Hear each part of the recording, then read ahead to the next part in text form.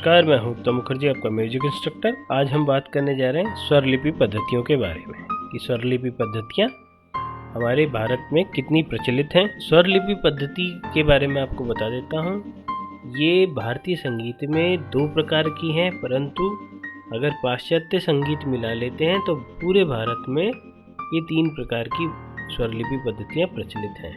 पहली है आपकी विष्णु नारायण भातखंडे तथा दूसरी है आपकी विष्णु दिगंबर पालुस्कर जी की। इन्होंने संगीत के प्रचार करने के उद्देश्य से स्वरलिपि पद्धति का आविष्कार किया था। 20वीं शताब्दी के आरंभ में संगीत जगत के दो महानुभाव अपने अपने ढंग से स्वरलिपि पद्धति की रचना करी। उनमें से प्रथम थे आपके विष्णु नारायण भातखंडे तथा दूसरे थे आपके विष्णु दिगंबर पालुस्कर जी। स्वरलिपि पद्धतियाँ बनाकर संगीत सीखने का बहुत ही सरल उपाय निकाला गया। इन दोनों विद्वानों का स्वरलिपि पद्धतियाँ अलग अलग हैं, परंतु दोनों ही पद्धतियाँ हिंदुस्तानी संगीत में प्रयोग होती हैं। इन दोनों पद्धतियों का संक्षेप में भातखंडे और पालुस्कर स्वरलिपि पद्धति कहते हैं। इनमें भातखंडे स्वरलिपि पद्धतियाँ सरल होने के कारण अधिक प्रचलित है। उत्तर भारत में भातखंडे स्वरलिपि पद्धति को ज़्यादा यूज़ किया जाता है। अगर एग्जाम में क्वेश्चन आता है कि भारत में जो प्रचलित स्वरलिपि पद्धतियाँ हैं वो कितनी हैं? 3। पहली है आपकी भातखंडे, दूसरी है आपकी पालुस्कर और तीसरी है आपकी स्टाफ नोटेशन जो कि वेस्टर्न है। अगर क्वेश्चन आता है हिंदुस्तानी संगीत में कितने प्रकार की स्वरलिपि पद्धतियाँ हैं, तो आंसर होगा 2। पहली है आपकी भातखंडे, दूसरी है आपकी पालुस्कर। इतना आपको समझ में आया होगा। अब हम लोग इसके और चर्चा करते हैं। भातखंडे पद्धति में शुद्ध स्वर के लिए कोई चिन्ह का प्रयोग नहीं किया जाता, मतलब बिल्कुल सिंपल लिख दिया जाता है सारेगामापाधानी। विष्णु दिगंबर पालुस्कर पद्धति में भी कोई चिन्ह नहीं लगाया जाता है। भातखंडे पद्धति में कोमल स्वर के नीचे एक लेटी हुई लाइन लगाई जाती है और जबकि पालुस्कर पद्धति में हलंत का प्रयोग किया जाता है।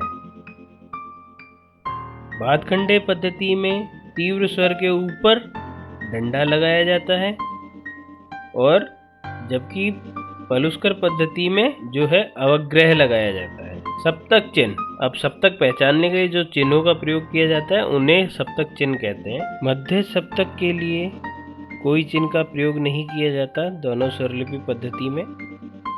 मंद्र सप्तक के लिए भातखंडे पद्धति में स्वर के नीचे बिंदु लगाया जाता है और पालुस्कर पद्धति में स्वर के ऊपर। तार सप्तक के लिए भातखंडे पद्धति में स्वर के ऊपर बिंदु लगाया जाता है और पालुस्कर पद्धति में स्वर के ऊपर एक खड़ी मात्रा लगाई जाती है।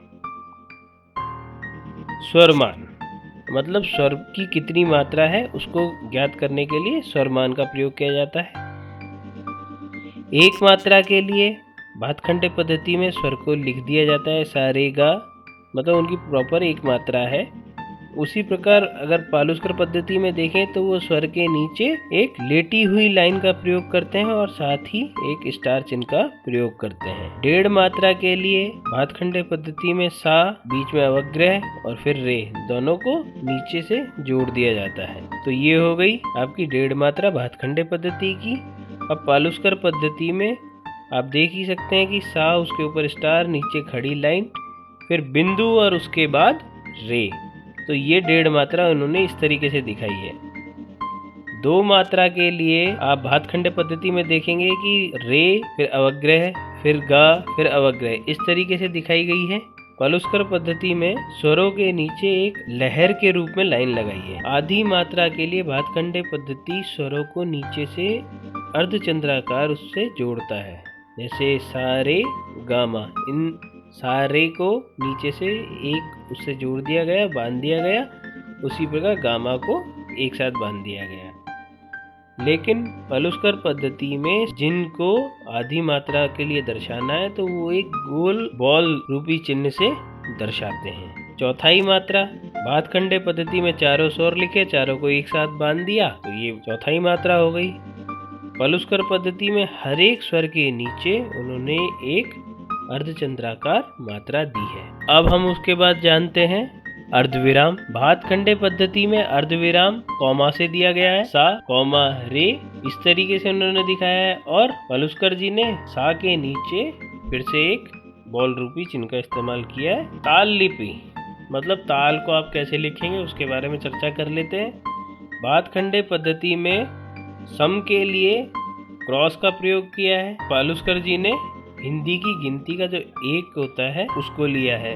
खाली के लिए भातखंडे जी ने 0 का इस्तेमाल किया है और पलुस्कर जी ने प्लस का इस्तेमाल किया है। विभाग के लिए इन्होंने खड़े डंडे का प्रयोग किया है और पलुस्कर जी ने विभाग के लिए कोई चिन्ह नहीं होता। भातखंडे जी ने ताली की संख्या दिखाने के लिए न्यूमेरिकल 2, 3, 4 दिखाए हैं। पलुस्कर जी ने मात्रा संख्या जैसे 1, 5, 11 का प्रयोग किया है। स्वर सौंदर्य के लिए मींड के लिए भातखंडे जी ने पागा को ऊपर से जोड़ा है, उसी प्रकार पलुस्कर जी ने भी सेम पागा को ऊपर से ही जोड़ा है। कर्ण सुर के लिए दोनों ने सेम किया है, धाग के साथ पाका कर्ण दिखाया है। खटके के लिए भातखंडे जी ने अगर पाका खटका देना है तो पादा पामा दिखाया है, परंतु पलुस्कर जी ने पा को सिर्फ पा से ही खटका दिखाया है। ये गीत का उच्चारण करने से मतलब ये है कि आप जैसे नोटेशन लिखते हैं तो उसमें आपको शाम कैसे लिखोगे। अगर भातखंडे पद्धति में लिखते हो तो आप उसके बीच में एस का प्रयोग करते हैं जो आकार का काम करता है, और पलुस्कर जी में तो शा लिखने के बाद वहाँ पे 2 0 लगा के फिर माँ लिखा जाएगा। आशा करता हूँ आपको ये समझ में आया होगा। अगर आपको वीडियो पसंद आया है तो आप चैनल को लाइक कीजिए, शेयर कीजिए, सब्सक्राइब कीजिए और साथ ही साथ कमेंट भी कीजिए।